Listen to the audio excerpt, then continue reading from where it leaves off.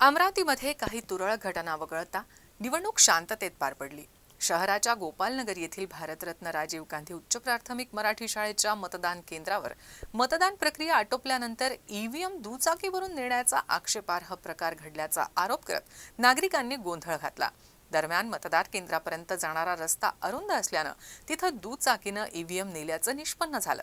तर या परिसरात तणाव वाढल्याने प्रशासकीय अधिकारी आणि पोलीस घटनास्थळी दाखल झाले। अमरावतीच्या गोपाळनगर येथील भारतरत्न राजीव गांधी उच्च प्राथमिक मराठी शाळेत मतदान प्रक्रियेनंतर दुचाकीवर ईव्हीएम मशीन घेऊन गेल्यानं वाद उफाळला।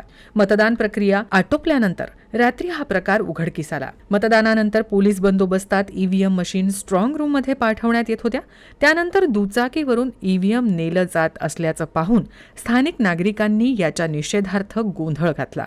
संबंधित अधिकारी दारूच्या नशेत असून ईव्हीएम तिथंच टाकून पळून गेल्याचा आरोप नागरिकांनी केला।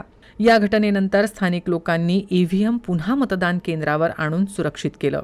या घटनेनंतर उमेदवार प्रीती बंड, युवा नेते तुषार भारतीय, आमदार रवी राणा यांच्यासह शेकडो नागरिक कार्यकर्त्यांनी पोलीस प्रशासनाचा निषेध केलाय। हा लोकशाहीवरचा हल्ला असून ईव्हीएमची सुरक्षा सुनिश्चित केली पाहिजे असं ते म्हणाले। या घटनेवेळी पोलिसांचा अभाव असल्याचा आरोप काहींनी केला। त्यानंतर विभागीय आयुक्त डॉक्टर निधी पांडे यांनी मतदान केंद्राला भेट देऊन परिस्थितीचा आढावा घेतला। दरम्यान हे मतदान केंद्र अरुंद जागेत असल्यानं तिथं मोठी वाहनं नेणं शक्य नसल्यानं दुचाकीवरून ईव्हीएम नेल्याचं स्पष्टीकरण जिल्हाधिकाऱ्यांनी जाहीर केलं। तर जिल्हा दंडाधिकारी सौरभ कटियार यांनी सर्व ईव्हीएम मशीन सुरक्षित असल्याचं सांगितल्यावर हे संपूर्ण प्रकरण शांत झालं।